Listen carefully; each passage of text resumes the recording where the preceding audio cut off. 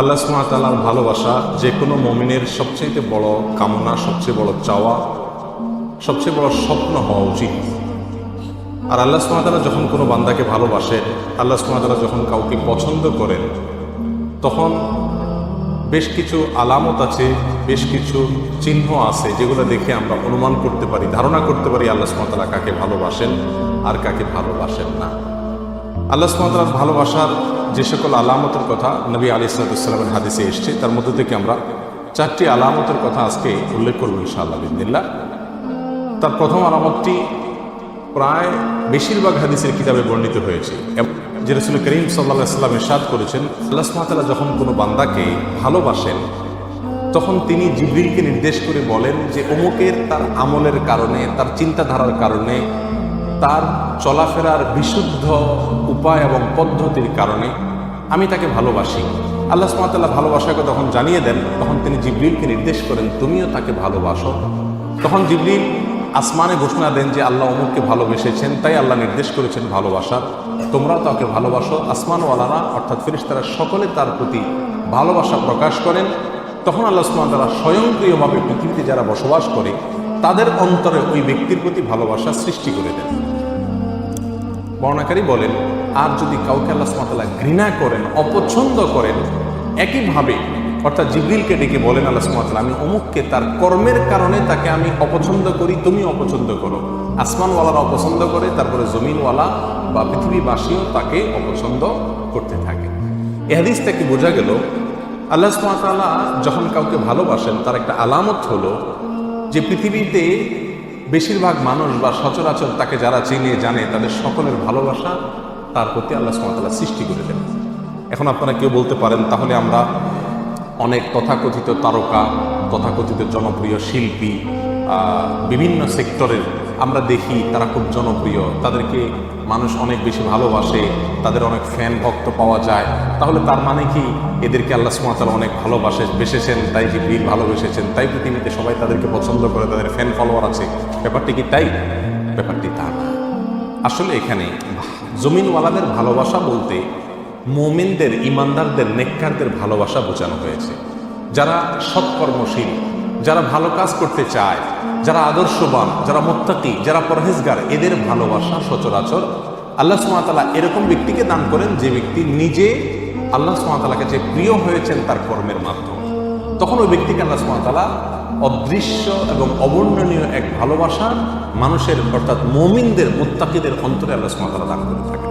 তাহলে ভালো মানুষেরা যাকে ভালোবাসবে, নেককাররা যাকে ভালোবাসবে, মুত্তাকিরা যাকে ভালোবাসবে, বুঝতে হবে এই লোকটাকে আল্লাহও ভালোবাসেন। এটা হলো আল্লাহর ভালোবাসার একটা আলামত, একটা নিশানা।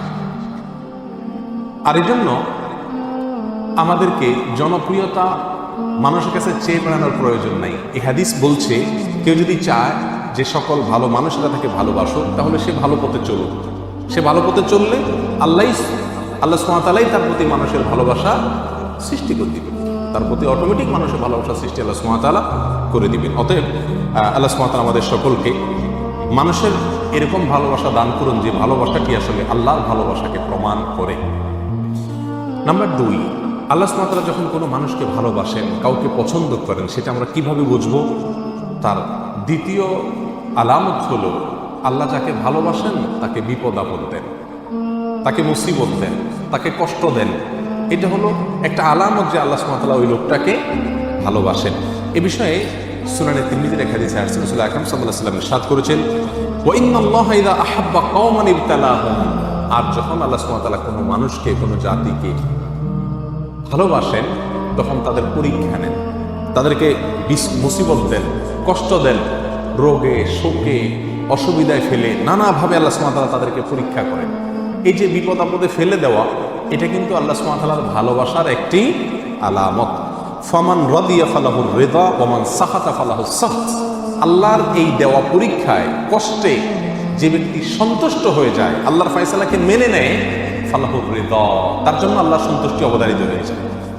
আর যে ব্যক্তি আল্লাহর এই ফয়সালায়, আল্লাহর এই কষ্ট দেওয়ায় সে অসন্তুষ্ট হয়ে যায়, আল্লাহর ফয়সালাকে মেনে নিতে পারে না, রিদা বিল কাদা, ইমানের গুরুত্বপূর্ণ একটা পয়েন্ট, এই বিষয়টি যে অর্জন করতে পারে না, বরং হাউতাস করে, অস্থির হয়ে যায়, গালমন্দ শুরু করে দেয়, আল্লাহর ফয়সালাকে সে অ্যাভয়েড করে, হ্যাঁ আল্লাহ লোক দেখে নেই, আমার উপরে সব বিপদ আসে, এই টাইপের কথাবার্তা বলে ফালাহু সাখত, তখন ওই ব্যক্তির জন্য আল্লাহর পক্ষ থেকে অসন্তুষ্টি অবধারিত হয়ে যায়। আল্লাহ আমাদের মাফ করুন। তখন এই হাদিস থেকে বোঝা গেল আমাদের সমাজে অনেক লোক আছে যাদেরকে আমরা দেখি তারা বিপদে আপদে মুসিবতে কষ্টে থাকে, তাদের কষ্ট দূর হয় না। আমরা অনেক সময় বলে ফেলি যে এই লোকটা আল্লাহর কাছে কত অপছন্দনীয়, কত আল্লাহ তাআলার কাছে অপ্রিয়, কত বড় নাফরমান হলে তার বিপদ আপদ দূর হয় না, আল্লাহ একের পর এক বিপদে ফেলছে। তাহলে বোঝা গেল এরকম মন্তব্য করা এটা মূর্খতা সুলভ মন্তব্য, এটা কোনো মুমিনের মন্তব্য না। বরং হাদিস থেকে বোঝা যায় ইন্নাল্লাহ ইযা আহাব্বা আবদান ইবতালা, আল্লাহ কোনো মানুষকে ভালোবাসলে তাকে পরীক্ষা নেন, তাকে বিপদ দেন, তাকে মুসিবত দেন। আমাদের জীবনে যখন বিপদ আপদ মুসিবত আসবে, এই হাদিসটা আমরা মাথায় রাখি যে এর মানে হলো আল্লাহ আমাকে পরীক্ষা করছেন, মানে আল্লাহ আমাকে ভালোবাসেন।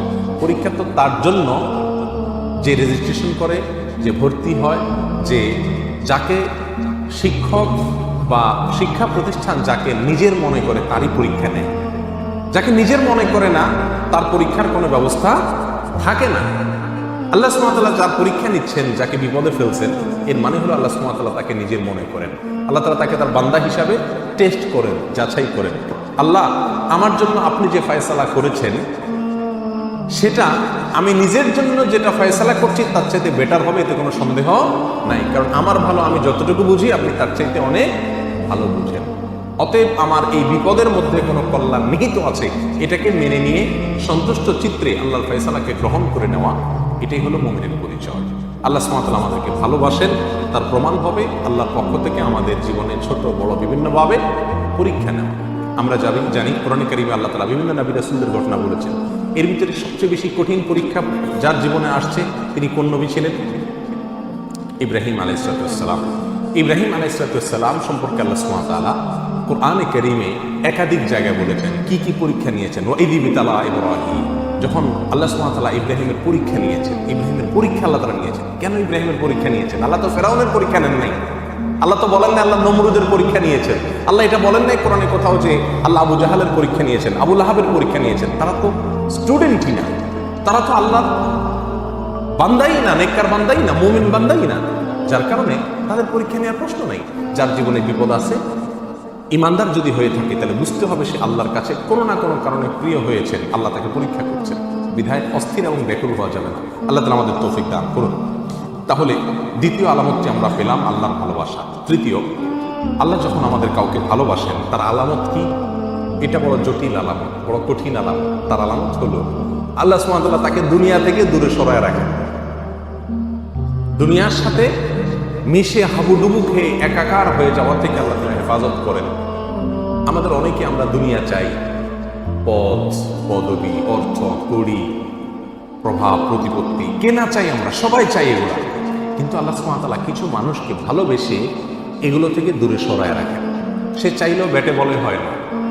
আল্লাহ সুবহানাহু ওয়া তাআলা তাকে দুনিয়া থেকে পরিকল্পিতভাবে বাই প্ল্যান ইচ্ছাপূর্বক আল্লাহ সুবহানাহু ওয়া তাআলা সরায় রাখেন। কেন?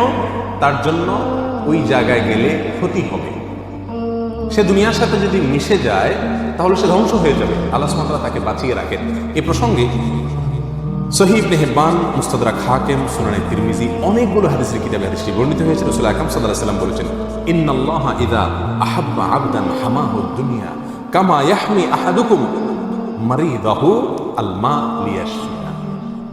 তোমাদের কেউ তোমাদের প্রিয়জনরা অসুস্থ হলে যেই রোগে পানি টাচ করলে অসুবিধা হবে তাকে যেরকম পানি থেকে তোমরা বাঁচিয়ে রাখো, আল্লাহ যখন কোনো মানুষকে ভালোবাসেন তার আল্লাহর ভালোবাসার মানুষটাকে আল্লাহ তাআলা দুনিয়া থেকে এরকম বাঁচিয়ে রাখেন।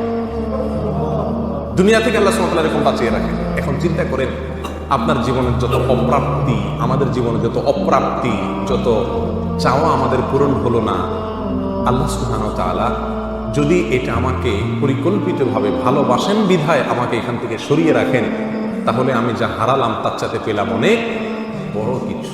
আল্লাহর ভালোবাসা পেলাম, আল্লাহর পছন্দনীয় মানুষের তালিকায় চলে গেলাম, অনন্ত অসীমকালের সুখ সমৃদ্ধি আমার হয়ে গেল। অতএব দুনিয়ার কোনো কিছু না পেলে মুমিন কখনো বিচলিত হয়ে পাগল করা হয়ে যাবে না। আমরা যে অস্থির হয়ে যাই এটা হলো আমাদের ঈমানের দুর্বলতা, এছাড়া কিছু না। আল্লাহ সুবহানাহু ওয়া তাআলা আমাদের সকলকে বুঝার তৌফিক দান করুন। এ বিষয়ে বেশ অনেকগুলো হাদিস পাওয়া যায়, আমি শুধু একটি উল্লেখ করলাম। একই অর্থের একই বিষয়কে প্রমাণ করে নানামুখী বিভিন্ন রকমের হাদিস পাওয়া যায়। এই সবগুলো হাদিসের খোলাসাগত একটাই, আল্লাহ তার প্রিয় বান্দাদেরকে সচরাচর দুনিয়া থেকে একটু দূরে রাখেন। এর মানে কিন্তু আবার এটা না যে আল্লাহ তাআলা কাউকে দুনিয়া দিলে তার মানে আল্লাহর কাছে সে ঘৃণিত ব্যক্তি না। আল্লাহ তার প্রিয় বান্দাদের কাউকে কাউকে দুনিয়া দিয়েছেন।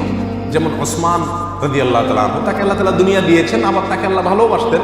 সুলাইমান আলাইহিস সালামকে আল্লাহ তাআলা দুনিয়া দিয়েছেন, আবার তাকে ভালোবাসতেন। দাউদ আলাইহিস সালামকে আল্লাহ তাআলা দুনিয়া দিয়েছেন, আবার তাকে ভালোবাসতেন। এভাবে বহু মানুষকে আল্লাহ সুবহানাহু ওয়া তাআলা দুনিয়া দিয়েছেন, আবার তাদেরকে ভালোবাসতেন। বিধায় যাদের পয়সা কড়ি আছে তারা সব আল্লাহর শত্রু এরকম মনে করারও কোনো কারণ নাই। তবে হ্যাঁ, সচরাচর বেশিরভাগ ক্ষেত্রে আল্লাহ সুবহানাহু ওয়া তাআলা যাদেরকে ভালোবাসেন তাকে দুনিয়া থেকে সরায় রাখেন। কারণ দুনিয়া যত দিবেন সে ভোগ করবে খুব সীমিত, হিসাব দিতে হবে অনন্ত অসীমকালে দাঁড়িয়ে অত্যন্ত কঠিন পরিস্থিতিতে। আল্লাহর ভালোবাসার আরেকটি আলামত হলো নেক কাজ করার সুযোগ পাওয়া। আল্লাহ যদি কাউকে নেক কাজ করার সুযোগ দেন, ভালো কাজ করার সুযোগ দেন, তৌফিক হয় ভালো কাজ করার, ভালো পথে চলার, এর মানে হলো আল্লাহ সুবহানাহু ওয়া তাআলা তাকে ভালোবাসেন। বিভিন্ন হাদিস থেকে আমরা জানতে পারি এই বিষয়টি। রাসূল আকরাম সাল্লাল্লাহু আলাইহি ওয়াসাল্লাম যেমন এক হাদিসে বলেছেন, আইয়ুরিদিল্লাহু বিহি খায়রান, আল্লাহ তাআলা কারোর কল্যাণ চান অথবা তাকে দিয়ে কল্যাণ করাতে চান, ইউফাক্কিহু ফিদ-দীন, তাকে দ্বীনের বুঝ, দ্বীনের নলেজ, দ্বীনের ইলম আল্লাহ তাআলা দান করেন। দ্বীনের ইলম পাওয়া, ভালো কাজ করতে পারা, ইবাদত করতে পারা, এটাও আল্লাহ সুবহানাহু ওয়া তাআলার ভালোবাসা পাওয়ার অন্যতম একটি আলামত এবং লক্ষণ। আল্লাহ সুবহানাহু ওয়া তাআলা আমাদের সবাইকে তার প্রিয় পাত্র হওয়ার তৌফিক দান করুন।